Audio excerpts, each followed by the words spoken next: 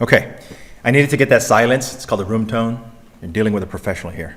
So I can use that sound to subtract it out. So any of the hum and that type of stuff, I can subtract it out later. I wasn't just sitting here looking at my screen, in case you were wondering. All right, so this is a problem where a user said, hey, listen, internet sucks, network is slow, and it happened around 11:15 or so. So this is a case where we deployed an agent and packet capture from their VIP people. So we have a network packet capture from the building, watching everything going out of that building, and we said next time you have a problem with internet surfing, please let us know and we'll try to find root cause. And they called us and said around 11:15. So the usual workflow that I do, right? I'm going to suspend some of that, even though it's going to kill me, because for the sake of time. Okay, scrolling down to see what it's doing, looking at deltas, TCP analysis.flag to see, and you can see there are some packet losses, but not that much.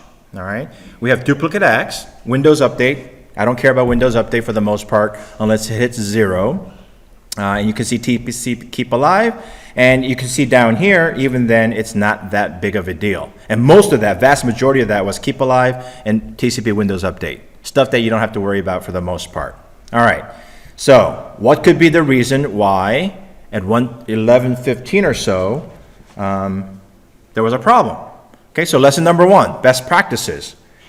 Every router, every switch, every packet, every firewall in your network should be on GMT. Because if you have that, you won't have things like you download a packet trace for 3 p.m. and then they tell you, oh crap, I'm at 3 Central. Like, I'm looking at 3 Eastern. Okay, and you're off by an hour. All right, so if you have a global or large network, pick GMT and stick with it, or if you have a headquarters, use that and everything is set that way. It makes packet capture and trying to synchronize it from multiple sources very easy.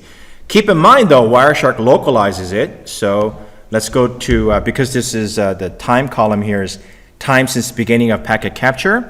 I'm going to change that to say time display format, time of day. Okay? My default is since the beginning of the capture, and I'm going to temporarily turn on time of day. And you'll notice that in one of my profiles, which will also be on that box link, you'll see that I have one called absolute time.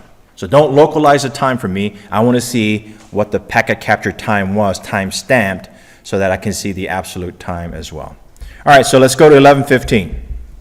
Okay, they told us around 11:15 there was a problem, and 11:14, 11:15 right there, 16. Okay, so I scrolled by quickly, so let's just check it out. 11:15, we're getting close. Again, it was on or about 11:15. We trained the user to say, if there's a problem, please give us a call. And he said, yeah, it was around 11:15. So there was a little bit changing of the screen there, so I'm going to go back real quick and check. Okay, nothing. Nothing that interesting. Let's keep going. And I'm going to go to a different view. Sorry to do this for you guys. Let me just get rid of some of the clutter. Okay. Why do I have these views? Because I want to be efficient. I want to work through them very, very quickly. So I have the default views that I like all set. So let's change the time. Display format, time of day. Okay.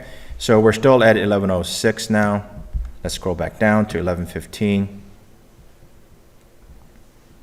So we have a pretty reliable source that's telling us around 11:15 the internet was slow. And notice the port that they're all going to. It's internet traffic, port 8080, proxy traffic.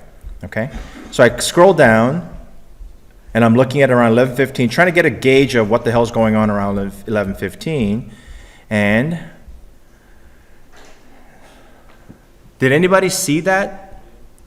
There was a little bit of breakage in the right-hand side. Remember, I keep telling you this, it can be done. We did it live yesterday, right? So nobody can call BS on me.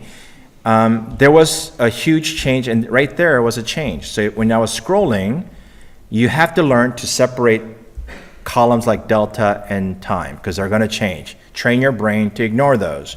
But things over here, just in general, take a look. And this caught my eye. Okay? This has caught my eye. Okay? So immediately I said, well, here's a problem. That's how long it took to solve this problem. In a corporation, large corporation, using a proxy, What is that DNS resolution that you see on the screen there? evite.com. Okay? And we also saw things like eHarmony. I'm not being judgmental, I'm just saying. But what's wrong with that picture? Why is that a problem? It's a big problem, actually. Why? It's proxied. You can't query, you can't DNS resolution for evite.com because the pack file should tell you that's internet, go to the proxy. Proxy will connect you to it. Okay? So if you have a corporate proxy, you will never see evite.com, eHarmony.com, because the proxy pack file says, internet, go to the proxy. Don't try to resolve evite.com. Okay? And of course, you don't get an answer back. How long did that take? So let's do Control-T, time reference.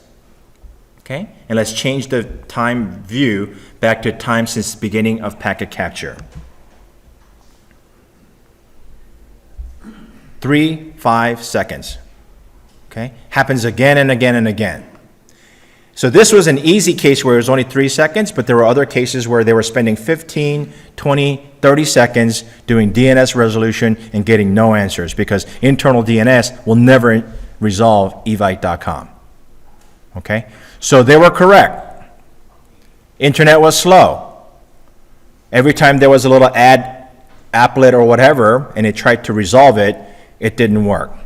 Okay? And that, from an end user perspective, that was perceived as being slow.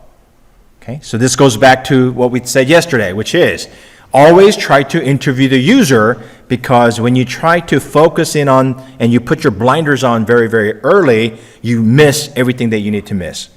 Okay, so if you have the luxury, interview the user and find out exactly what they're seeing, having them describe it to you, and then you have a shot at capturing the information.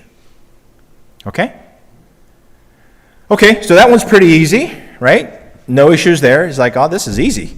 And that's okay. This was not meant to be incredibly difficult session here, okay?